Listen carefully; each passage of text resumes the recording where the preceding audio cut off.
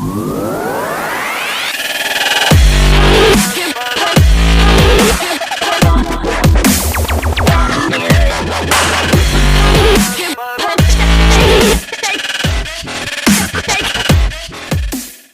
back to It's a Grim Matt podcast. We're back for after a little bit of extension there. No, actually, no, I fucked it. An extension. we didn't even take a break. For some reason, take a break last week. No, Let's rewind. Let's rewind that. No, we got it. Keep it. We're keeping it now. We're good. That's Matt. This is Graham, and True. That's Alan. Guys, the master of baiters. Yeah. It's fishing opening this weekend, Alan. It is fishing opener this weekend. I have a friend who was out there trying to slay the bass before opener, and he was like posting pictures and stuff on like his Facebook groups, and like, what are you doing, dude? You can't be fishing for bass right now. He's like, what? I didn't know that.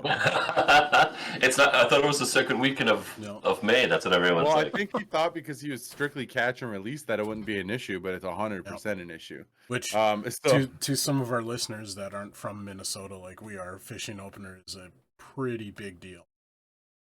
Oh yeah, it is essentially an unofficial like holiday in Minnesota, along with deer opener. Those are like two big. It's definitely one of those situations where like I'm dead at work, for like that whole week, and then like the whole next week people are coming in because their phones dropped in the water. Yep. So that's real life. That happens. But yeah, it's coming up quick. And just like ice fishing, phones are going in the water. Yep. But a lot of people are pumped about that. But I mean, it's been beautiful in Minnesota lately. Today we had like 61 degrees and it's sunny. Yep. It frosted last night, and I have a feeling it might have killed some of my plants. That was stupid. Yeah, I got cold last night for sure. It said it wasn't supposed to get lower than 34, but it did. It was frosty this morning. So when I looked, we have a cold. Like my dad built a cold frame, so all my my ghost peppers and my peppers are all in the cold frame, and they like still alive this morning. So. I wish I knew what that was. I'd be very happy to see what that looks like. Oh, cold frame? It's essentially just like a greenhouse type. Yeah, it's just a shelter that goes over the plants, isn't it? Pretty much with like an opaque, like a semi-transparent or opaque like plastic roof over top. Yeah, like it still gets sunlight, but it's protects it mostly from like and it frost. Probably heats it up a little bit in there too during like the 50-degree days. Yep.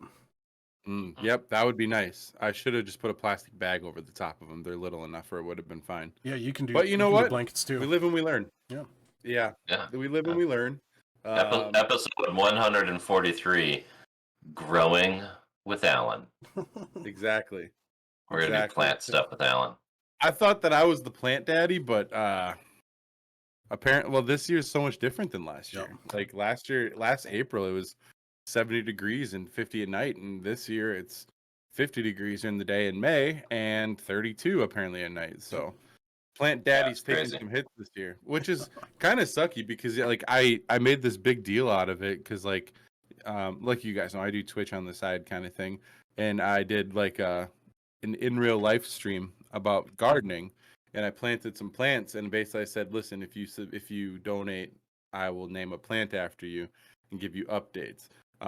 So the first update video is going to be me telling them how their plants probably died, and I have to go to the store and buy new ones to it'll be the son of or daughter. Yeah. There'll be a Viking storyline there for sure. Oh yeah. I mean, I'm a natural born entertainer, so it's going to be a great pod. Matt, you and I totally got to do a garden post stream on one of these times. Oh, I'd be super into it. Like, I mean, I'm not going to get into all of it right now just because, like, I could go on for so long about gardening. But I still remember last year when you and I just went on and on in that one Discord thread, and we were just talking about gardening and plants and stuff, and everyone else is 100%. like, 100%. Look at these losers. Yeah. No, we tried gardening in our town. Like, we live in town. Well, so do you. Matt does whatever. But yeah, we tried gardening in town, and I just didn't have time. Don't have time for it. Yeah, I mean that is a problem. Like, I mean, you do require quite a bit of time in order to like make sure that it's really good, but you know, I enjoy it. It's a good time. No, are you a weeder or do you let it overgrow? So my garden's a little bit different because I primarily garden in buckets. Yep.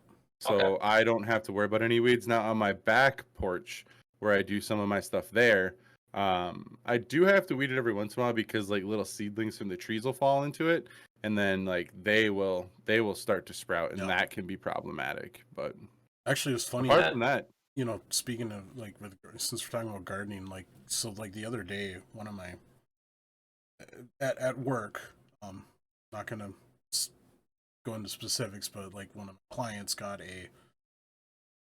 a cedar gardening box, like just a stand. He works at a rectal inspection Yeah, company.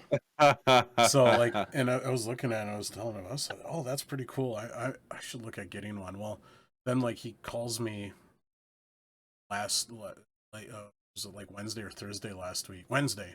And he says, oh, you know, he's at the store and he's like, yeah, so they have a couple of them left, and so I'm gonna buy this one, and there's this one, and you can have one of them, you know. And I was like, oh, cool. So like, I had a choice between the cedar one that I ended up picking or this other one that wasn't cedar and but also came with a greenhouse type roof on it. I was like, I'm gonna go with the cedar because that's naturally rot resistant and cedar smells good. It's a really rugged type material to use for outdoor stuff. So like, yeah. so I'm like, then I was like telling my mom about it, and she ended up going to the same store. She was getting some other stuff. She saw it. She's like, realize how much you paid for this? And I said, so, no. Well, especially now, like wood is so expensive right now too. So I mean, like, Stupid. That's Dumb. stupid expensive. I have fence standing here. Welcome to the show, guys. This is what we talk about in the Northland. We could chalk this up to the entertainment part. I mean, Yeah. I'm entertained. I don't know about you guys, but I'm entertained. And the cost of like fencing and buckets Yeah, I and mean, planners. The other This day, is what the other day I was driving to work and I saw a dude with like 4 2x4s and like a sheet of plywood, and I was like, Jesus Christ, that guy's rich. Yeah, exactly. Right. Exactly. Like I ain't robbing the bank no more. I'm robbing the damn lumberman. Yeah, yep. There's we have a lumber mill south of town here. I tell you what, they got like 30 some acres of property, and they've been shooting out 2x4s like crazy, and they're double stacked high, and they've just been sitting there, holding out. That's nuts. Which is crazy. I mean, because like if like isn't I've never seen this much. It closed down back in 2007. The mill. And they reopened. Oh, they tore down like the OSB. So OSB is like the boards you use for your walls and like whatever. Yeah. But they still been making like 2x4s, just not a whole lot of production there. Mm-hmm. But right now they're producing like crazy. So there's not a lack of wood. They're just holding out. See, that's what I've been hearing though, is that there is a lack of wood, like that people, because like the story that I heard is that because of COVID, more and more people are doing more at-home improvement, things like that, and so the wood market is scarce. I mean,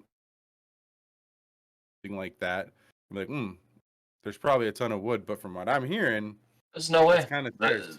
They make sure that there's not a scarcity of wood. They're just messing with the market. Yep. It's a market market manipulation. And if we're wrong and someone here sells wood for a living, call us because I don't know. I've seen it. The next guest on the show, I mean, is a wood specialist. Wood specialist. right. It could be my dad. My dad worked at a windmill for 25 years. That's awesome. But he says the same thing. Like there's a markup there. It's just holding out. It's like when we're low on gas. And so the gas prices go up. And well, granted, funny, there's been a hack in the system on the East Coast right now, so there's a reason why gas is going up over there. But like when they hold up, whoa, you haven't heard about the hack? No, and I'm curious. So the largest oil production company in America that moves oil on the East Coast from Texas all the way up to Maine, they were hacked potentially by this hacker group or this cyber group out of Russia, Yeah. and they have shut down all production or all movement of oil for like 4 days straight now, and they're trying to reboot their system, and they're having continued issues. So gas prices are like, Oh, you know what? I'm glad you mentioned that because I didn't see that. And so, Ben Shapiro, that dry ass wife having ass, he like posted this article earlier about Biden's America. not Benny. Yeah, Benny. Yeah, Biden's America. Benny. Gas prices are soaring. And then like one of my friends posted underneath, and like this made sense to me. He's like, "Well, COVID restrictions are lifting. People are starting to travel more and more again."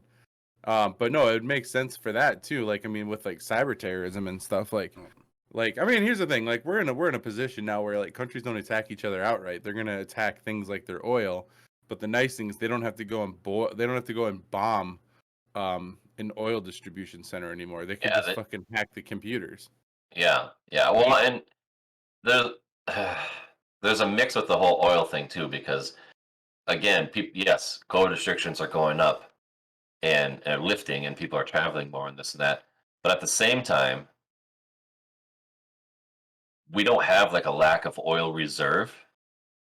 Yeah. So it just really comes down to holding out again. Like, this is a perfect time when we're able to start traveling more, that gas prices are going to go up. They do it. You know, it's like every time there's a presidential vote, gas prices drop, right? Because they want to get people out to go vote, so they cut the gas prices down so people can go vote. And then when it becomes holiday season, gas prices go up because we're having a scarcity. No, there's millions and millions of barrels of oil just sitting there waiting to be used. Yeah. With no shelf life, but it's how fast they choose to move it and get it to the pumping stations. It's called market manipulation. Yeah, it's market manipulation. So like, yeah, Ben Shapiro's wrong. Yeah. But he's also right because it's market manipulation. But then everybody else is wrong and right too. You know. But a hacking situation, like, part of me, like, even with the hack situation, it's like, yeah, we've been hacked and we're down for like 4 days. And we don't know when it's going to get back up. Yeah. How much of that is true? Because they're just going to make a killing off this anyway. Yep. Maybe their market, maybe their stock. It'd be interesting. I need to find out the name of the company, but maybe their stock market's crashing too, though. Who knows? Dude, that just means you got to buy in, man. Buy in now.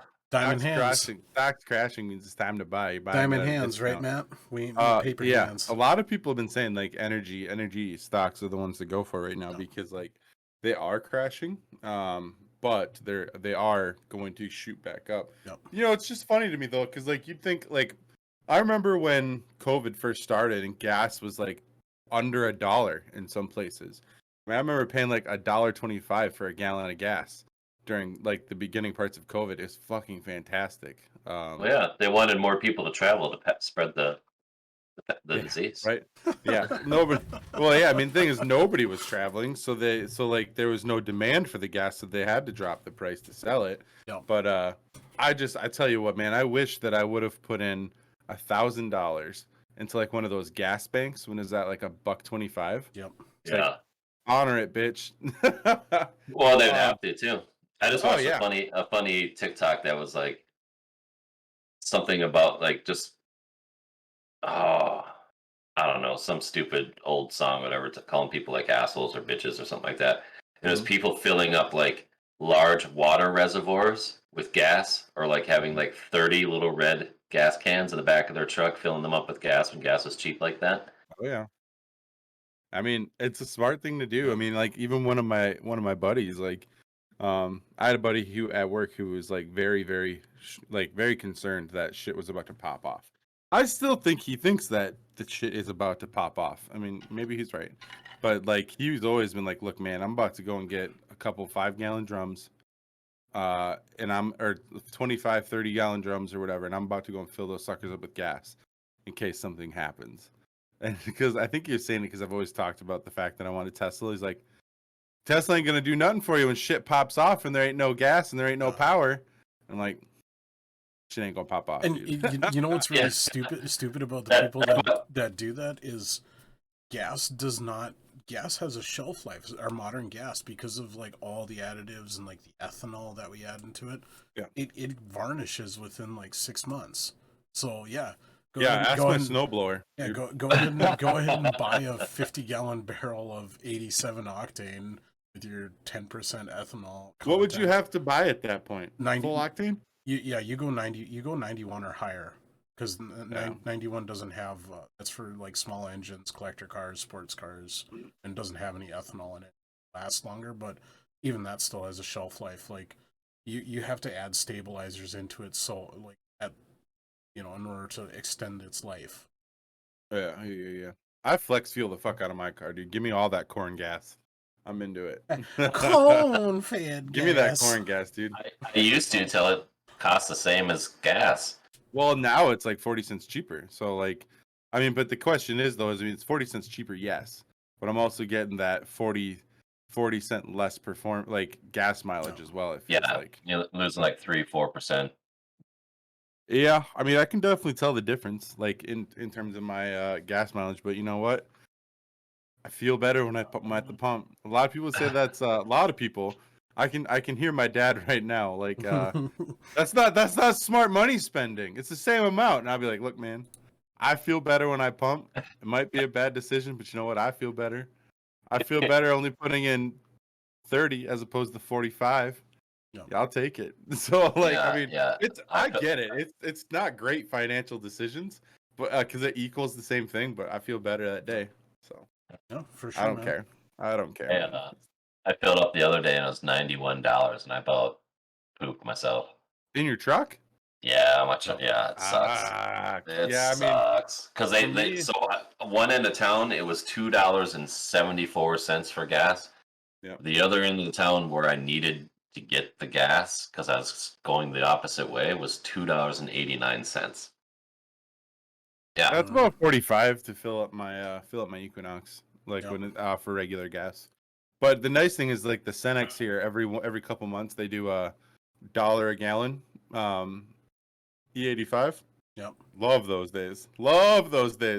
Fill up my tank for under $20. Love that. I'll be on like empty too. If I know it's coming, I'll make sure that I'm like the emptiest of empty that day. And I just take full advantage of it. So, I don't know. I think E85 is really cool. Like Koenigsegg, if you know what that is a Swedish car manufacturer. They make some of the world's fastest cars. Actually, it was between them. Elon Musk did that. Yeah. But like they just came out within the last year with not this crazy 3-cylinder engine, but like all their high performance stuff all runs like on E85 to get like the max horsepower. Like I believe it's the Koenigsegg Jira R makes like it's like 12 or 1500 brake horsepower, and that was the Alan's the citation king over here, and it was the one that actually took the fastest production car record from Bugatti. Have you seen it against a Tesla yet? I want a Tesla so bad, dude, because I'm just done. I'd love a Tesla. I want one. Me too. I'm gonna get that Cybertruck, dude. You're gonna catch me. I want to get that Hummer E, the EV, dude. That thing looks nice. You know what? It's gonna sound dumb, but I actually really want the Mach-E Mustang. Well, this has been a good episode of It's a Matt and Graham podcast. Next week we have a new producer coming on. Yeah, you know what? This is just the entertainment section because like you guys already talked about the other stuff. The Mach-E Mustangs look sick. There's a couple in town here, and I see them. Someone barfed up a red turd. Have you seen the ones I see are white? Have you seen nice. Have you seen what Von Gittin Jr. has done with his RTR company with the Mach-E Mustang? Like crazy stuff. So like if you know who that is, he's an American drift car racer, and he is like he and his teammate Chelsea Denofa both race Mustangs, and they use RTR, which is ready to race. Like that's his company. It's like they build these like race ready, drift ready Mustangs and stuff, and like Ford partnered with them, and he did an RTR Mach-E, and it's just absolutely like the stuff you can. No, this is not a Mustang. Dude, that thing is sexy. It's a sedan. Listen, you're a fucking sedan, dude. It's a 4-door hatchback. It's a Honda Accord on crack. They're so fast. Hey, as They're long so as But it's just I don't, like as long as listen, they keep, boomer. as long as they keep no, the, no, future is now. This is no different than them coming out with their '80s Mustangs that had V6s in them and just pussy piece of crap cars. Listen, That's what, the future is now. You can take No. the most souped up Mustang out there, and that Mach E will smoke it. no, I'm down for that. It is ass looking. Yeah, well, It you is. probably thought the Aztec was ugly too. It was ugly. No, it was beautiful. I love the Aztec, dude. I have So a thing for it's so I have funny. a thing So for ugly cars, though. it's so funny. My wife will not get a van. Like Yeah. she like won't do it. And there was a moment in time there where she was like, "Oh man, that Aztec or the Buick Rendezvous is." She's like, "That's pretty dope." I'm like, It's a van. "It's a van. It's a van motor on a van chassis, van transmission, van like it's a van." It's a van. Yeah, But she's like, "No, it's not." I kind of like ugly cars though, like the Kia Souls. Love them. I Or- love that little boxy look. There- Or the there's Scion, ugly- the Scion, there's the ugly cars that Scion look good. XBs. Or like I didn't like the PT Cruiser though. PT Cruisers were trying to feel like the old timey cars, Yep. and I didn't like that. Well, look at all. how about the Chevy HHR? Remember Oh, I hate the 'em. hot rod truck? I hate HHRs. Disgusting. So I guess I take it back. I like a lot of ugly looking cars, but not like the weird ones that nobody else buys. It's funny, like Um, the Aztec. You remember when they came out with the Aztec? Like the big promotional thing they did was Survivor. Gave everyone away on Survivor. Survivor, Yeah. the first season of Survivor. Yep, I do remember that. And it Yep. was I was like- like, "Oh my god, he's so lucky! I want one of those." He won he won $1 million because And he- an Aztec. Oh man! I hope he wears his clothes in his Aztec, unlike he did on the island. Right? That's true. That's true, dude. Actually, I love Aztecs are sweet. it's funny care what anybody because says. like you know, there's like they have like 2 seasons of Survivor on Netflix, and like during the pandemic, because of that, like Survivor all of a sudden got a huge like sudden resurge in popularity. Like people started like watching it, and like then like, ooh, this show's kind of cool, and I was just kind of laughing because I'm like, yeah, I remember watching like the first couple seasons of it. Like it was definitely That's the only ones ones I remember is the first couple seasons. Yeah. Like, Well, like I mean, you think about it, Survivor was one of those very first like real approachable survival, or sorry, not survival, reality like show. reality game shows. I mean, you had like the Real World and stuff, which was like real good reality. Like, I mean, I'm sure Graham would be like the Real World now is nothing the way it was back in the day. I mean, because that's what I've always heard is the initial ones were always the best. But I mean, Survivor, it definitely was one of the very first like reality TV game shows, and it was a hit. A hit. Yeah, I didn't mean to say it like that. It was a hit. Yeah. Yeah. I my boss at the time before she left, yeah, she was like, "Yeah, we're watching Survivor now. It's pretty good." I was like, "What? Why are people watching that? Shit, people need to learn how to live when COVID like really hits or something." I don't know, man. I don't know. I still like watch like clips of it from once in a while just to.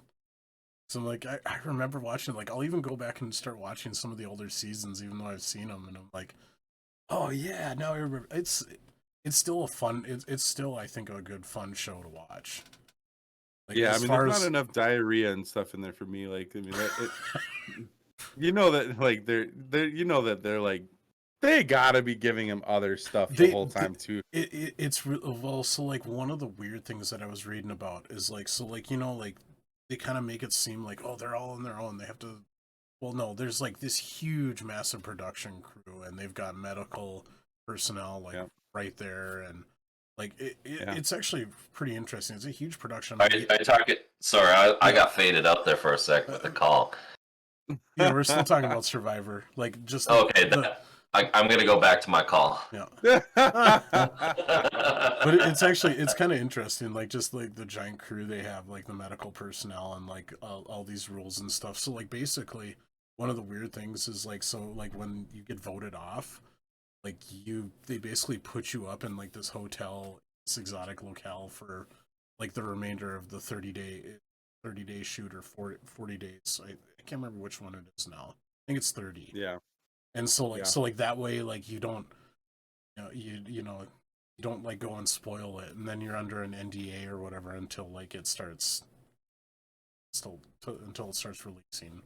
So my aunt and uncle used to love Survivor to the point where they built this addition onto their house and had like bamboo everything and like the Survivor flags and shields and all this crap like everywhere, and they would watch it every night, and they'd wear the bandanas for whatever team they were like voting for. Super into it, dude, like crazy into it. I could care less. I like Naked and Afraid a little bit more, but It's a real man's show. no, That's real stuff. Real just, Survivor. That's just as stupid too. Like they're all fake as hell. Yeah. But I just saw this clip actually of Survivor, and it was who's the main. Jeff Probst. Probst. I was gonna say Bezos. They're about the same. These people. It was like at the voting out ceremony. Tribal council. There's 4 tribal council. Jesus Christ. Okay, Alan. And it was like 2 hours of them having to like try to light this fire, and they couldn't do it because it was like raining so hard. Rock lighting. Yep. He just finally goes, "Stop! Whoever can light it with the match first wins." And they matches and boosh. It was like legit. The timestamp was like 2 hours later, and you could just see like he was gonna murder the producer of the show. That's all I got out of Survivor in the last 14, 15 years it's been on. It's still crazy to me that it's still going. Yeah, but I mean, it's such people love it. I mean, production-wise, it's actually like pretty cheap to make. And do your aunt and uncle still have their Survivor room where they go and watch Survivor to this day? Yeah, that's the real question. No. So like, no, they don't. Weren't real fans. I think I mean, like, I think they did like 12, 13 years of it. Fuck. Yeah, it's crazy. But I mean, you think about that. Like, how long has it been on? Since 2000. I got you. I want to say it was either 99 or 2000 when it first came out. Okay. So then I'm going to say that they probably did it for like 16 to 18 years. Wow. You think about that. They're in their seasons. 40 okay, seasons. so they're in their 7, so that's 20 years then. Yeah, 20 years. Yep. So they're in their 70s now. So they were in their 50s when this crap started. Jeez. They ain't sitting getting drunk watching people do that stuff anymore. I remember like it was so big. Like my mom used to record it because it was always on Wednesday nights, and so that was church nights. So my mom would like record it, and then like she would watch it like the next day. It was like that was kind of the big on VHS. Yep, on VHS. Oh man. Oh man. That was ridiculous.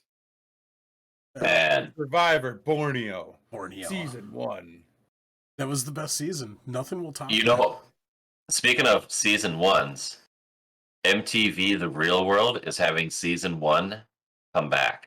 The original cast. The original cast is coming back. One of those guys die of AIDS or something? Yeah. Like shortly after. Was it one of them named Puck or something too? Puck. Yep. Puck was a wild child. Yeah. Like, see, now Graham's like, all right. No, I remember that because like you'd have to watch that in order to watch Beavis and Butthead and Eon Flux. You'd have to you'd have to get through the real world to be able to watch like the shows I was into. Yep. Yeah, I just remember my mom. My mom was really into Real World when it first came out. Never Road Rules, I don't think, but she really liked Real World. So I never watched it, but I just always remember her having it on and she didn't watch it later on, but like she was always like real into like those first few seasons. Ellen, yeah. Who's one of your favorite people that came out of the Real World? I know you know it. It's Mike the Miz Mazzani.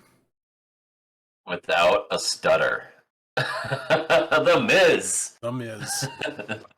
I remember that season because he used to do stupid stuff like jump off the balcony and all this crap. And then he ended up getting into like Tough Enough. Yep.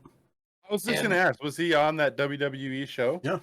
I mean, he's still That's pretty cool. he's still like featured regularly on WWE program. Oh, I bet. I mean, Hey, that's- Alan. Yeah. Alan, Daniel Bryan. where'd he go? Well, okay, so his contract ran out. This is Alan's podcast tonight. So his contract ran out, and according to industry insiders, because I still follow wrestling, like a lot of it, it's basically like I couldn't tell. they're renegotiating. I mean, I've got my Shinsuke Nakamura shirt on tonight. Exactly, you do. King of Strong Style. Do you think he's going to AWE? No, he's not. AEW? No, he is a WWE life for now. Like Vince loves him, and so they're basically they're renegotiating a contract right now. I heard that during this time, like the wrestlers aren't even allowed to say his name. Well, that's Say whose name? That's storyline. Daniel Bryan. That's kayfabe. It's a total storyline. Yeah. Mm-hmm. I just saw that the other day, and I was like, the Yes Man is gone? Nah. Because can you imagine if he went to AEW and wasn't allowed to do? Yep. Yes. Then who would he be? Well, Yeah. he would go back. He would go back to his original, his real name, which is Bryan Danielson. Bryan Danielson. Which, he when he was on the Indies, he wrestled as the American Dragon, Bryan Danielson. Oh my lord, we gotta have a wrestling episode. Well, I was Holy just hell. gonna say, like, honestly, like, I have another question to ask, or another thing to add to this, and I think we're gonna move the content we had prepared, for another episode. Yeah, we're done. We're gonna just call this just chatting for tonight. Just chatting. So like here's my thoughts on WWE. Here's my thing on WWE. Yeah. I liked WWE. Number one, when there's an F in it. Number two, I liked it during what you guys call the Attitude Era. Mm-hmm. But you guys. Wait. So Matt, guys? you well, I'm just saying Matt, because like I'm not big into wrestling. That's the thing. So Oh, you're okay, saying okay. you weren't a fan of getting the F out? No. Here's the thing. I only liked wrestling back in the day because I was a 13-year-old and there was bra and panties matches on WWF. And like, I remember Edge got laid on WWF. WWE. No, he got interrupted. With Lita? Yeah. With Lita? Oh Yeah. my God, dude, Lita. Do you remember? Lita was. Oh my God, Lita was my chick, dude. Like, I remember, like, I remember I had printed off this picture of Lita and I like hid it in like something. But that was like my dream girl right there. She'd always come out with like her thong hanging out and stuff. I'm like, oh my God, Lita. Like, God, she was the answer. And like I remember people was like, oh, Stratus and and Sable. I'm like, yeah. I like Lita and Stephanie McMahon. She got legs. Remember when Stephanie McMahon went from this to that? I don't really remember that. I just remember like she was hot. But like there's very few storylines that I remember from back in the day. I mean, obviously like Stone Cold Steve Austin, like he was always amazing. Oh, him and his Vince McMahon. And then him and The Rock. Yep. Yeah. Him and The Rock especially. I remember. Oh, sorry. Go ahead. I just watched so I have a person I work with who's infatuated with WWE, and so we always watch like the highlight reels from the weekend. And we decided to watch the full match of The Rock versus John Cena the second time when John Cena won. Twice in a lifetime. Yep. Yeah. And it was like WrestleMania 29 or something like that. Yeah. Absolutely horrid. It was a terrible fight. Yep. Slow, lethargic. You could see them talking to each other. This is when they just started doing the hard zooms on like when they would like slam them on the mat, like super hard zooms on everything. It was the most pathetic match that I watched. And then I watched the Daniel Bryan like lose match where he gets kicked out of WWE this last weekend or whatever against Roman Reigns. Mm-hmm. And it was phenomenal. Yep. Such a good match. It's all scripted and fake, but these guys like busted up. Like they went after each other on this one. You know who Roman is related to, right? The Rock. Mm-hmm. Yeah, yeah. But it just Does The Rock just still wrestle? He hasn't since, oh god, what was that, WrestleMania? I don't remember. I want date and time, Alan. I'm trying to remember what number it was, because it was a few years ago. Because The Rock came out, he came out as the host or whatever. Yeah, he was the host or the ref, the guest ref or something, wasn't he? Yeah, and he had like a 7-second match with Eric Rowan, of the Wyatt of at the time, who was part of the Wyatt family. And he just whooped his ass, or what? Yeah, it was like 7 seconds. He laid him out with like a rock bottom, and then pinned him 1, 2, 3. Yeah. Oh, so it's like the most scripted thing in the world. Oh, it was hilarious. Yeah. It was total fan Yeah. service. They could only afford 7 seconds of The Rock. Yeah. That's fair. That's fair. There was also the one where he took out a flamethrower and like lit his like name on fire, which was like a sign or something. It was pretty hilarious. I mean, it's The Rock. I mean, So it's good. when I was a kid too, like one of my biggest fears was like the world ending. Like I would always like wake up just like super like scared, like an asteroid was gonna hit the earth and we were all gonna die. And like I remember going to we'd go to Festival Foods and they had this big wall of magazines. And like I would go and I would read like the news, like Electronic Gaming Monthly, and I'd read like the WWF magazines. And I remember getting so fucking scared because like I would read because that was back when the Undertaker was like in his real evil phase. I mean, he's always been real evil. Ministry But, Taker. Yep. Yeah, and like that's when he was like doing like his Nostradamus like predictions and stuff. Freak the fuck out of me, dude. Because I'd be like, it just fueled that whole thing of like the Earth is gonna end from an asteroid and blah blah blah blah, and like it used to scare the shit out of me. Oh man, I used to when Kane came around. Oh god. And that whole thing came up, and with the flames that come up off the stage and everything, or that stuff like always got me when I was a kid. Just watching that, I was like, man, I absolutely hated it when Kane lost his mask. Like when he was the Big Red Machine, he was absolutely just terrifying. And then he lost the match and he had to lose the mask, and it was for years like they had talked about like how he was horribly disfigured from the fire his brother the Undertaker set in their parents' funeral home. And then it turned out that they're only half brothers because Paul Bearer was his real father and had slept with their mother. Yeah, I mean and then they take his mask off, and you're like expecting like basically like claymation like melt. No, it was just like he had like it was just like they didn't think it all the way through, and like they could have like done a lot better makeup, but they just basically threw like I don't know like coal on his face. It was so dumb. Let's quick rub some fucking charcoal on his face. Yeah. It'll be fine. The Paul Bearer pulled out a little ash out of his little urn and put it on his face. The urn of the deceased. Yeah, I mean, I'm pretty sure that I don't remember offhand, but I feel like we did watch when I was little, like back in the early days when you had like Yokozuna and all those guys, like the early like thick WWF before they like changed their logos and stuff. Like I don't remember watching it. New Generation era.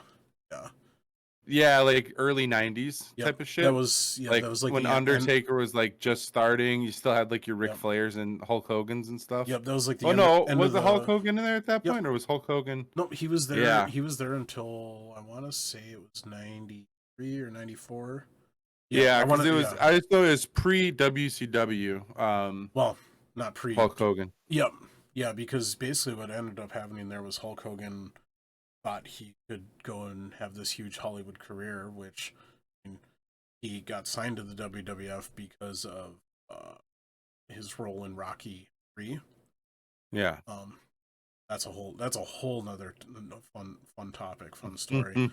But like he did that, and then he went to the WWF. But then it was the end of Hulkamania. His whole shtick was getting real worn and dated even at that point, even though he was still really popular. Then he decided he was going to retire, and he was going to go make make a TV show called Thunder in Paradise. Graham probably remembers that. You Well, remember was Thunder in Paradise? with his boat and. Yep. And then Turner. I watched it religiously, like I watched Baywatch Night. Baywatch Nights. Yeah. Or After Dark or something, whatever it was. That was a slightly or more risque version of Baywatch. Well, no, it was David Hasselhoff being an investigator. At night. And then it switched to Baywatch Hawaii. Yeah.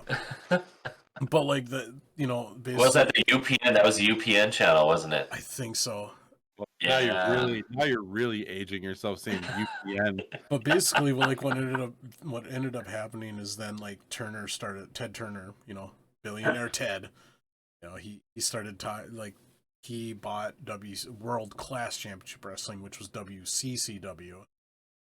Then they were trying to run and compete against McMahon and WWF, and so he signed Hulk Hogan, WWF's biggest star.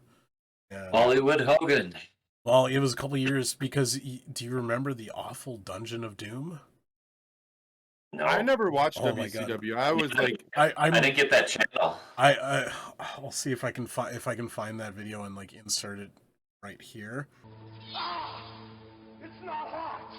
Alan's trying to get us demonetized again. Yeah, but basically, yeah. But basically, what happened? Like, it was this awful storyline. It was like him and like all these like monster bad guys and stuff. And like there was at one point where like he goes into like this castle or mountain retreat where all these bad guys are, and he like touches water, and his acting is so bad. He goes, "It's not hot." Like instead of saying it's cold, he like touches this water. It's not hot. His acting is as good as Dolph Lundgren as He-Man. Yeah, that's how good his acting Who is. are we talking about? We're talking about Hulk Hogan. Stuff? Yeah, yep. Oh my god! And I then need to see that. And then it was like a year or two later was then when Jamie, pull that up. Yeah. Then it was like a year or two later when they signed they were able to steal Kevin Nash and Razor Ramon, aka Scott Hall. Alan, Dang! Alan, have you lived in the Boondocks your whole life? What do you mean? Because I just know wrestling? Well, I wouldn't expect like all this TV knowledge. I mean, coming out of Lyngby, Minnesota. Yeah. But like basically, like so like then when he just blew me up. He's like, "Yeah, we had TV, you asshole." Yeah, we had TV. But like after that was then when you had the Hollywood Hogan and the NWO, the New World Organization of Wrestling, brother. I just watched that clip. The water's coming out the fountain. He's like, "Ah, it's not hot." It's so bad. It is just that whole storyline is just awful. Yeah. Oh my gosh. I mean, the Attitude Era and the NWO was such a needed change for wrestling because it was so stale at that point. Like, there's a lot of people that talk about the NWO like ruining wrestling. They did because they basically they went on too long. And like, I don't know if you remember this. Well, you were watching, Graham, and I don't know if you were watching WCW, Matt, but like, no, I never watched WCW. Basically, like what ended up happening was like all of a sudden, like for a while there was like when all of a sudden Hulk Hogan was revealed to be the third man, and they were just running roughshod, and then then it was like they would reveal a new member, and it was like every week, I swear to God, there was a new member, and then there would end up being like 25, 30 dudes that are part of the NWO. You'd have like cameramen being members of the NWO, refs, and it was just it was weird. It got so bad. Yeah, I just remember the T-shirts, the NWO T-shirts everywhere. No, when it came to WCW, like I always felt like there's a disconnect there between like me and my friends. Yep. Like, I mean, I didn't really watch a whole lot of WWF, but like I was always on the side of WWF, and like we've got Stone Cold, we've got The Rock, who've you got fucking Goldberg. Yep. Goldberg and Sting, although Sting low-key slaps. Like that was, I did think he had a cool character. Sting still slaps. He's still wrestling. Oh, really? He's like 80. Yeah, he's wrestling for... Yeah, he came back like a month ago. Yeah, to AEW. Yeah, like, and I gotta see this. Yeah, and like he was the last holdout from WCW to ever sign with Vince McMahon. It took years and years. Oh dang. Yeah, he's 62 years old. Yep. He is old as fuck. That's crazy. And then Batista, he's WCW as well, or Nope, was he nope. EC? He was always WWF. He was got his start like he didn't go through the traditional indie scene because back then the indie scene isn't what it is today. So he was down at WWE's time, their developmental territory called oh, I just thought of it now. I can't remember. But back then, he came up with John Cena and Randy Orton. And Brock Lesnar. And he was known as Leviathan down there because just a huge dude. Yeah, he was never WCW. He was always Huh. Okay. Yeah, I just remember like I had friends that were always obsessed with Batista, Oh, he's and awesome. like even friends that were always obsessed with Goldberg. I'm gonna sting you, because isn't that what it is? Wasn't that the Stinger or something like that, or the Stinger? What was Goldberg's traditional? What was Goldberg his, was the spear. Spear and the Jack. spear. Spear and Jackhammer. Yeah, I'm gonna spear you. Oh. Dude. Oh man, being a kid was so cringy, dude. Like the shit people would say. Like I can't wait till my kids are old and like I can be like, yeah, you used to say that too, you cringy little. No, I'm just kidding. It's really funny because today I was browsing Reddit and like one of the subreddits I'm visit quite often is Squared Circle, which is the thing all things wrestling, and they were talking they were just talking about like some of this stuff today, and I just think it's kind of funny that we're talking about. But like one of the big things is they're talking about, because now you have AEW, you have WWE, and then TNA is like going to outlive all of us. It's going to outlive Apocalypse for some reason because it just doesn't ever die. It won't die. No. And trust me, the Dixie Carter tried to kill it unintentionally. But who's Dixie Carter? Dixie Carter, she owned it. Like her parents owned it before it was bought over by Anthem. Oh, okay. Yeah, but yeah, like they were talking about it and how like the ratings, because that was the big thing. You remember, it was the ratings war, and it was crazy. The numbers, like Raw. I mean, eventually, like WWE and Raw, like just absolutely destroyed numbers. They were getting like 8.5s. I think the highest rated segment was like a 10.5 on the Nielsen ratings. A lot of people probably don't really. I mean, none of that really matters anymore because of the diversification in the streaming now. But like that meant like there was a ton of homes that were tuning in and watching it, and that was on cable, not basic. Wow. Yeah. And here's the deal. Like, what I like about WWE, like I think the storylines, it's nothing like it was in the 90s. No. It's absolute trash. And even the 80s. Like the 80s are so much better, like with Hogan coming in and doing his storyline stuff and Ultimate Warrior being just absolutely asinine crazy. The mega powers. Yeah, like the whatever drugs. Yeah. Cocaine, man. But like cocaine. But I get totally like burnt out on like how cheesy the wrestling is right now. But here's the deal, like you look at like WWE, you look at like UFC too, like all these different like things. Good things that they're doing now is like, one, they're keeping people entertained, two, and they're keeping people working. Yep. Like they're keeping people employed during a pandemic, which is huge. Like, oh yeah, UFC has not let one person go during. Yeah. I mean, Dana went and bought an island and named it. Well, they also barely pay UFC fighters, so I mean they can afford it. Yeah, true. I watched an episode of SmackDown, kind of what you're saying there, like in the middle of the pandemic, and it was the cringiest thing I ever saw. Like, it's so just a few people besides, like it's so quiet, yep. And then like there's a few people just around the stage. Yeah, I was like, oh my god, this is nothing like the WWE arena shows. Yep. Well, I mean, they introduced what they named the Thunderdome, which was basically like all these massive amounts of like screens. It's basically like you sign up and like you just need a web camera, and like you sit there and you watch it, and they like put your face on one of the screens surrounding the arena and stuff, and it's supposed to like act and stuff. I mean, it's you got to give them credit. It's like they cheesy, made but it. They made it work. Yeah. And now they're letting people back in. Like they just had. The WrestleMania, they let people back in. WrestleMania. It was in a smaller stadium, so it wasn't like their usual 90,000, 100,000 fans in there. But you know, it was so much better than or when there was no one. Okay, so what are your thoughts? This is my last question about WWE because we could go on forever. No.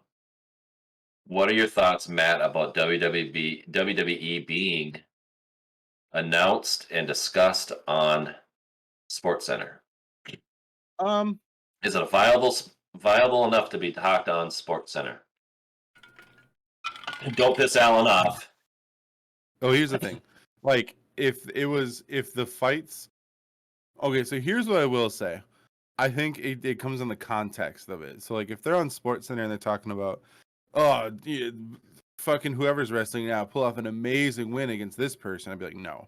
But, like, what I do like about it being on SportsCenter is, like, if they're highlighting some of the cool acrobatic stuff that they're doing, like, check out this fucking amazing aerial assault by this wrestler off the ropes. That stuff I do think, yes. It's kind of like, like they won't put disc golf on ESPN. They'll only put it on the Ocho, right? But like, every once in a while you'll see something on SportsCenter Top 10 where like somebody has like an amazing disc golf shot. Oh like, yeah, like the Snapchat. Yeah, like that's the kind of stuff that I do like, because I mean I do think like, I mean you'd be dumb to say that WWE isn't filled with athleticism. I mean it is. Oh yeah, completely. And so like I do think highlighting that athleticism is definitely worth it. But if they're going and they're talking about like some victory, that shit was that shit was pre-planned. Yep. Like yeah, well, and I don't know if it is anymore, but there was when ESPN started like airing WWE stuff on like part of their top 10, which I agree, top 10 stuff is cool, but they don't talk about like the aerobatics. They talk about like Daniel Bryan beat this person, and they post that. But then they have a segment, like they have a tab on their website too about everything. And so like I have a hard time with it because it is entertainment. Yeah. And so like it's sports entertainment, yes, but that would be no different than us like putting Wipeout on on ESPN and talking about people who competed in Wipeout because it's choreographed. Well, less choreographed. These guys are actually trying to like stay alive. But I actually just disagree with it. I think it's cool like when they want to talk about like the history part of things, like hey, like Macho Man came back out and did this and like highlight that because that's like at least sports news. Because this person has been an influence in sports for like The Rock. If The Rock came out and wrestled again, I would say yes, have a highlight of that and discuss like the importance of like this dude coming out and doing it because it's keeping people interested in sports in general. But to like have the ESPN at WrestleMania and then doing like a stint about it, I think is like Alan? Yeah. No, I actually agree with you guys on that. I think when I first heard about the partnership where they were going to start like highlighting WWE, I thought it was really I don't know, weird, like cuz like I mean, wrestling fans know obviously, like the dumbest thing we can ever hear is when someone says, it's fake, right? It's like, yes, we know the matches are pre-planned, but the athleticism and like injuries are not. And so like when they started announcing the partnership, I was like, I don't know how to feel about this. But realistically, it's ESPN. They have gone downhill for a long time. They've been going downhill, so they're doing it to pull in ratings. So I don't know. I like I agree with you, Matt. Like I think it should be more about look at this crazy, like they just pulled off a Canadian destroyer off the top of a steel cage, or a 450 splash onto a table. Like just stuff like that. That's what they should be highlighting. Not like, oh, Daniel Bryan won this match. Yeah. It's the same thing like with the weird sports betting that goes on with like WrestleMania. Oh well, this person has this odds for winning. It's like I can't believe they do sports betting in WWE. It's like the one sports betting that truly should be illegal. Yep. is on WWE. Is Like on- that makes on no sense any to me. professional wrestling. Yep. No sense to me. So before we get off of the WWF WWE topic, can we end with Alan telling us the Bonesaw story? Oh, the Bonesaw It's McGraw story. That's personally my favorite story about wrestling. So, to people that know, As the story goes, so like the first Spider-Man, the very first Spider-Man movie, the Sam Raimi original Spider-Man. Bonesaw is ready. Yeah, you had Macho Man Randy Savage was playing Bonesaw McGraw. Well, like he had this trailer and stuff, and I can't remember who it was that was in the trailer next to him. I think it was the one guy that's always in Sam Raimi films. He was in The Evil Dead. You know who I'm talking about, Graham? Mm-mm. Well, anyways, like he had a trailer next to him. He and he said you could hear, like, between filming, you hear Bonesaw, like not Bonesaw, Macho Man in there and goes, "Oh yeah, give it to me, girl." Just oh yeah, oh yeah, oh You yeah, did tell me this story. yeah. It was those and what other thing, Alan? Oh god, I'm trying to remember all of it because Animalistic grunting coming from the trailer. That's the part that always gets me, the animalistic sex grunting. That kills me so much. Oh my god. Oh yeah. So that's so I mean, we, believe it or not, we were going to talk about income inequality again tonight, and we bypassed that shit. that's all right. We can save that for another day. The just chatting is always fun. Is your dad probably tuned out? I think now is a great time to. I heard Alan's got some great Ask Reddit questions for us tonight. I do. Actually. I'm ready. All right. So we'll start off easy. Ooh yeah. Oh yeah. Oh yeah. Oh yeah. Oh yeah. Put it right there. So God. So the first one is pretty easy. The question is, what would you first do if you ever became a billionaire? Graham, we're going to start with you. I always skip being first. Oh, if I was a billionaire, I'd get a Tesla. Yeah, I'm allowed to think for myself first, right? Yeah. All right, cool. I'm not going to be like this massive humanitarian because a billion is nothing. It's a drop in a pond. It's not going to fix anything. Just terrible attitude about it. I've been poor for a while. No, I don't know. A billionaire. I mean, yeah, I would obviously take care of myself and my family, things like that first. You know, pay my parents' mortgage off and all that crap. And the thing with us is like we're not super materialistic, so like paying things off would probably be the deal, or like buy one car that'd be like my parents' last car type of thing. And then obviously put money aside for kids in their future. I'd probably donate to something local here. There's a couple places that I'd probably like toss some money to make sure that they would survive and make it through and maintain to be something good in the community. Invest so I'd have some more money in the future if I ever needed it, because it's easy to burn $1 billion. I don't know about a billion, but it's easy to burn $1 million. But $1 billion, I'd still probably invest into something. Why not stretch that out and then whatever that turns into in the future? But yeah, I think right off the bat it'd be like taking care of people. I'd go on freaking vacation.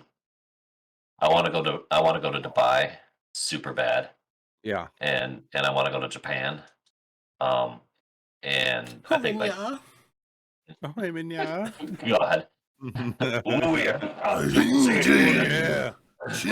But yeah, I think that's what I would do. I would do the basics. I'd take care of bills, be caught up, get out of this 118-year-old home and move into something different and Modern. take care of my family, something modern. Like, not even new. Like I wouldn't buy like a mansion or anything like that, but I'd buy something that I could like survive in for the next 20 years so my kids can get out and then I could sell and move into something different type of thing. Like I think I'd still think modestly.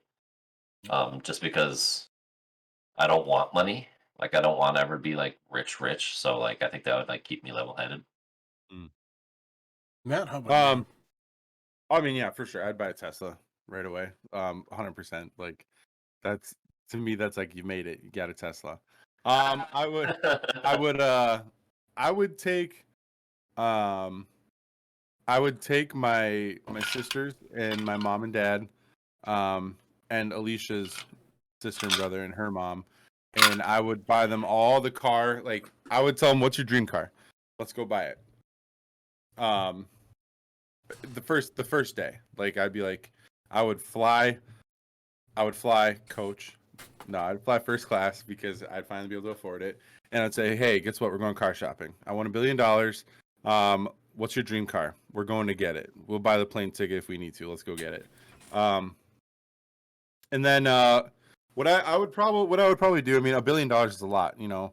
I would probably like I would probably give. I mean, I would give $1 million to each of my family members for sure. Not like I would give them cash money $1 million that day, each one of them. And then I probably wouldn't invest it. I wouldn't invest it into like stock market. I would invest it into a business. So like I would buy like a restaurant, like a just a solid business that is gonna do well, right? And then would you still work? Um, Not where you're at, but like if you're I invested think into a honestly, business, would you work into a business? I mean, I feel like you almost have to, right? I mean, I think that goes to show, like, I think there's a lot of people that would say like a leader, like, I mean, they're not a boss, they're a leader, they lead from the front. So I think, like, I mean, if you want your business to succeed, you have to be in there showing people what it looks like and, you know, what the hard work looks like. So like, yeah, I would still put in my time there. I mean, at least until I have like a staff trained well enough to run the store, and I would pay them handsomely. I mean, Alan, record that and put that on his LinkedIn. yeah, dude. That was No, good. I mean, like, I would definitely, like, anybody like who works for me, like, I would make sure that they're paid. Like, I'd put my money where my mouth is. Like, I'd be paying them in a way that is, Oh yeah. Oh yeah. Sorry. I'd be paying them a wage that was above like what they would normally get paid for anything else. And yeah, I mean, I would definitely take a year off of working, and I would travel the world with my family, for sure. I wouldn't move to LA or anything stupid like that. I mean, I would probably honestly stay. Florida. I wouldn't even move to Florida. Like, I would probably go somewhere warm, but I would want to live in the country, obviously still. Like, I don't need a mansion either. Like, give me some acres of land. Yep. I want enough land where I could put a private disc golf course on it. And then, you know, I want a house with a baller patio, or not, yeah, like a walkout patio, and like I want the best smoker and the best grill, you know. But I mean, like, there's only so many things that you can buy, right? Like, That's just it. like I would want a boat, you know. I don't need a yacht. I just want a good, you know, you can buy a sick pontoon for $50K, Yep. right? $100K. And that's a drop in the bucket for $1 billion. So I mean, like, Yeah. but I mean, I think like I would want to find myself in a community that I cared about, and I would probably donate some of that money to the community, and you know, ideally, And like, become the mayor. I wouldn't want to be the mayor. I mean, I honestly think that it would more be like a like an angel investment, angel donation. I don't even Oh, necessarily there you know. go. No. Well, maybe, because I'd want to tie it to something though, like, you know, use this for a homeless shelter. You know, use this towards better education for the kids here, something like that. Yeah, I mean, I'd like something like that. Like, I'd want to give back to the people who are less fortunate. Oh. Now, and obviously, it's easy for us to say that because we've never had that kind of money. But I think the people that didn't grow up with money, they tend to be the most philanthropic. Yeah, the most generous, most philanthropic. Because they understand what it's like to have nothing. Yeah, I mean, do you think like most of our answers? I'm sure Alan, yours will echo this. Is, you know, I'm going to think about my family first, you know, give them things that they couldn't have, you know, who cares if they're in their 60s? Like, you know, if they want to live like they're 20 again and buy this sweet ass sports car, fuck it. Let's go do it. You know, Well, that was my dad. He bought a big old pontoon, and there's a bunch of people like, why are you doing that? Like, why are you spending your money on this big pontoon? Buy like a basic boat and blah blah blah blah. And my dad's like, he's 62, and he's like, I might have 20 years maybe left, and I live on a river, and have never had a boat that works all the time. So I'm gonna spend my money where I want and enjoy the last 20 years of my life Yep. on my river. Yep. Like so that you know, that's just it too. Like I said, like your parents want that ugly ass Mustang Mach-E, whatever, then you'll give them that. Yeah. I mean, I'm gonna run them over with my EV Hummer. Yeah, Okay. my gas powered. You know? Right. I just want to live comfortably. Like that's the thing. Like primarily, I feel like I'd want to be left alone. Yep. Like I'd want to be able to just have. I'd probably buy a ranch, honestly, like with like a small hobby farm. I don't even know if I'd want a big old hobby farm. Like I'd want enough to like build to like be able to like have enough peppers growing so that I could like make a hot sauce company. Honestly, like. Oh yeah, why A have labor so of much love. excessiveness that you just have to have time to take care of and money to take care of? Like it doesn't Yeah. make sense to me. I think I don't even know if I'd even open a business. I'd probably just like buy a plot of land where I can grow peppers and like Yep. and like at that point, like I don't have to worry about the money. Like I have $1 billion. Like I can just focus on a labor of love at that point.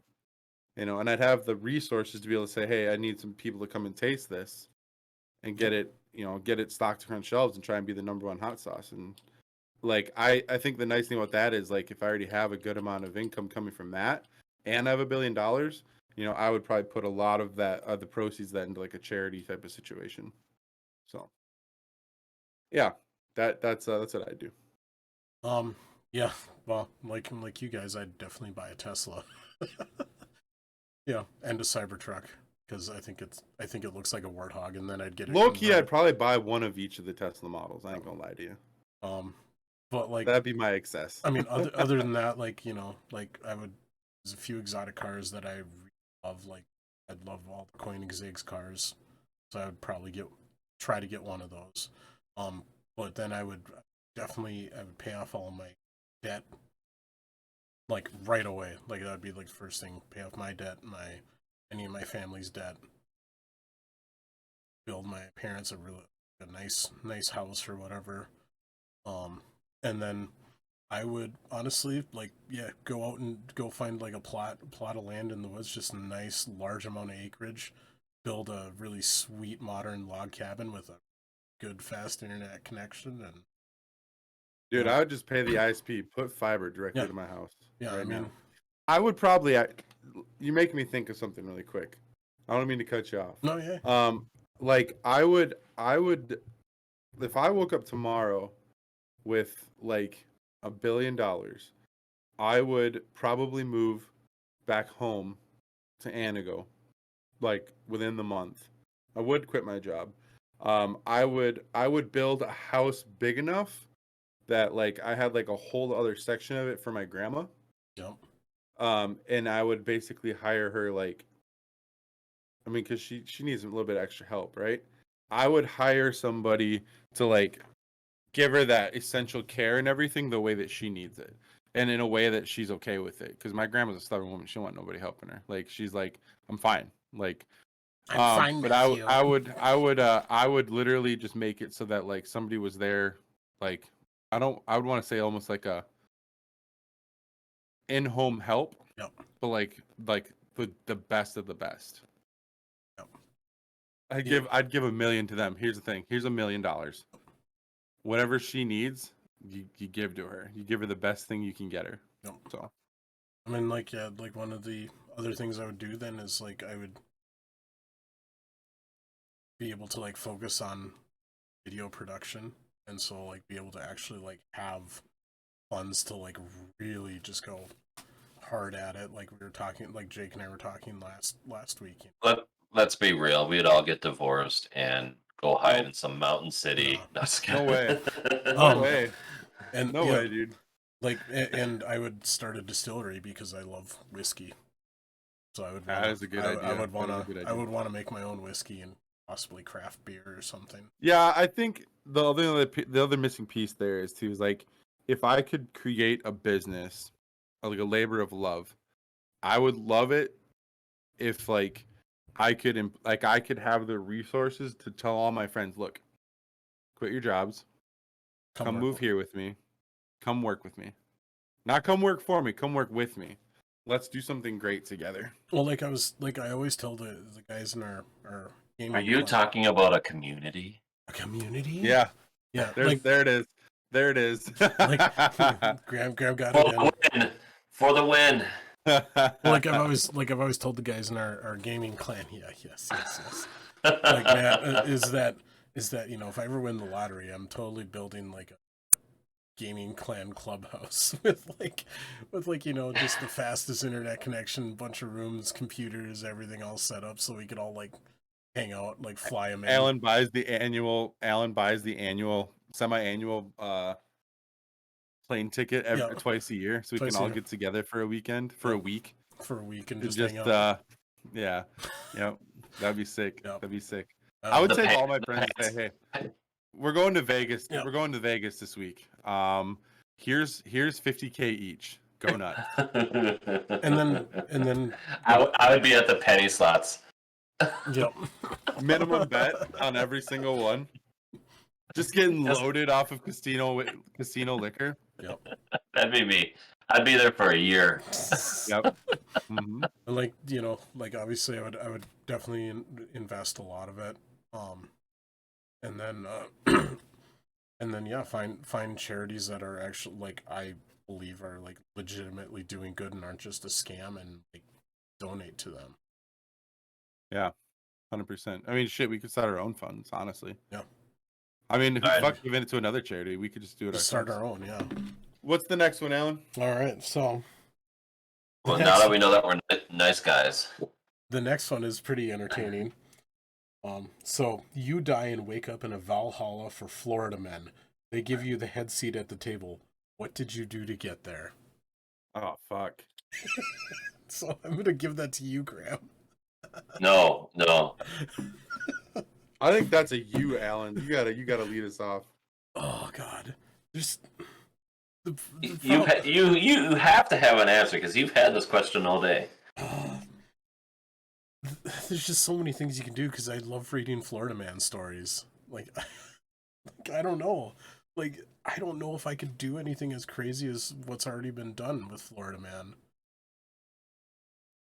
I don't know. There was the one Florida man that basically fed a crocodile or an alligator like meth, and and then it like chased after him because he was also on meth, and he chased after it or something.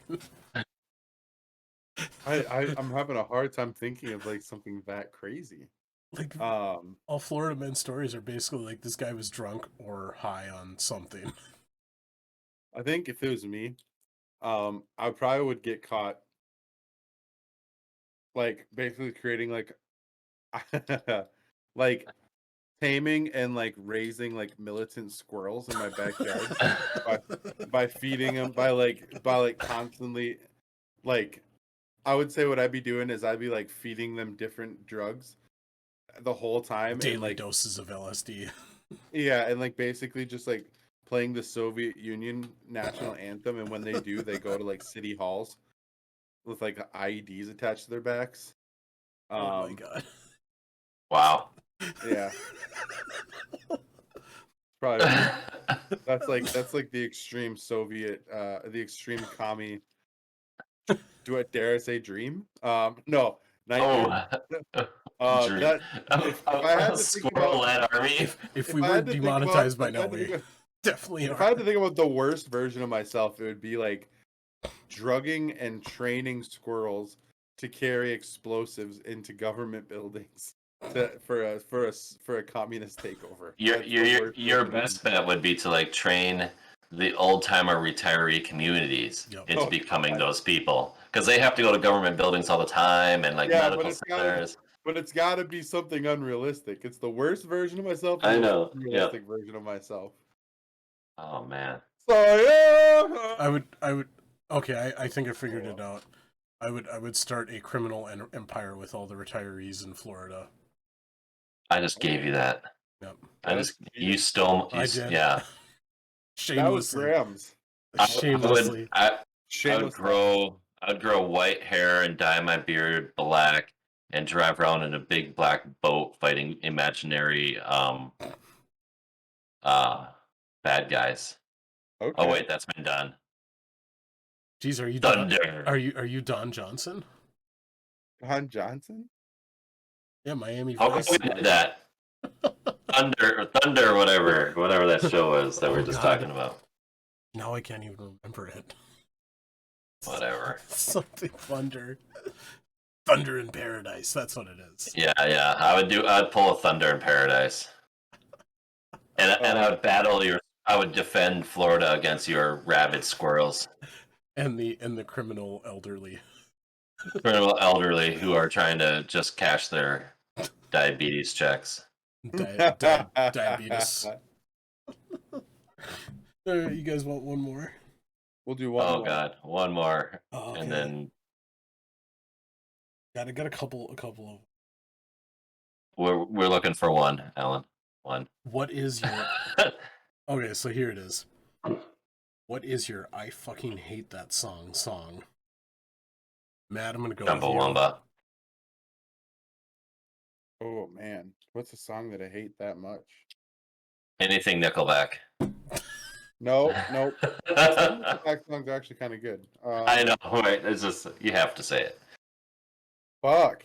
The song that I absolutely hate. I get knocked down and I get up again, and never gonna leave me down. I get knocked. I don't have a specific song. I have a specific genre. What's that? And I know that you guys are gonna say like metal covers of pop bands, but that's not it. It's probably mumble rap, isn't it? It's acapella covers of songs. Ooh. I fucking hate acapella, and I don't have a good reason. It's just cringy to me, and it's a very unpopular opinion. But I hate acapella. It makes me feel weird, and I don't like it. So like every time somebody's like, "Oh, let's listen to Pentatonix Christmas," I'm like, "Fuck you." Oh yeah, absolutely not. Like, get that acapella bullshit out of my face. I hate it so much. Graham, how about you? I mean, you've already said basically Tub Thumping by Chumbawamba. I mean, there's like 8, 10, 15 songs that as a DJ that you always have to frickin' play that you just hate. I mean, I'm real tired of hearing the cha-cha slide. Yeah, but that gets people dancing. That one's kind of like it's fun. It's a good way to bring the crowd. But like, I don't know, like when I hear Tub Thumping or like, here's a good one, Alan. I currently hate every time I hear Cranberries Zombie. Oh my god. And that's a specific reason. Yep. I love the Cranberries. Phenomenal band. And that's a great song. Oh yeah, Cranberries are good. That song, I can't handle right now. Oh. And I absolutely hate it when the band that's no longer a band that covered it. Oh, are you talking about Bad Wolves? Bad Wolves. Because they kicked their lead singer out. Yep. Or he left or whatever because he's, I don't know. I did not like that version. Yeah, And I like it.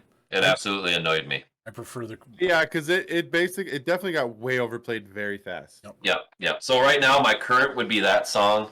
And then, like, there's a handful. But, like, when I hear Tub Thumping, like, I want to rip my freaking ears out. I actually really like that song. Tub Thumping. Cool. Well, this has been a Graham and Matt podcast presented by Alan tonight. It's a good episode. That was a good episode. I don't really... Just chatting episodes are fun. This is the kind of stuff that we get on Twitch that y'all really like. Because this would be like the perfect time for people to interact and bring up topics. So yeah, we need that for our chatterbait nights.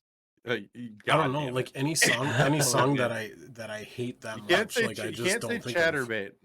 I did. I said Shatterbait. Yeah, when we get on Twitch, you can't say Chatterbait. We'll get banned. You can't say Shatterbait on Twitch? No, definitely not. Oh no. Can't we put like a censor thing on our thing saying what, like 18 and over? When we get on Twitch, if we get like what should the goal be? If we 25 subscribers, we'll do a hot tub stream. Yep.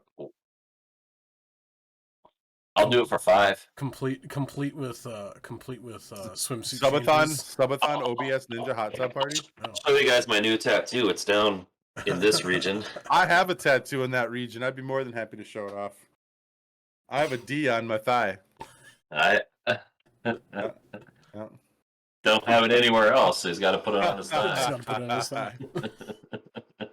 All right, guys. I hope you had fun with us tonight.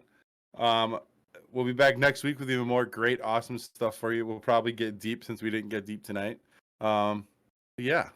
You've been watching Instagram Matt Podcast. I'm Matt. Grant. Alan. Peace, y'all.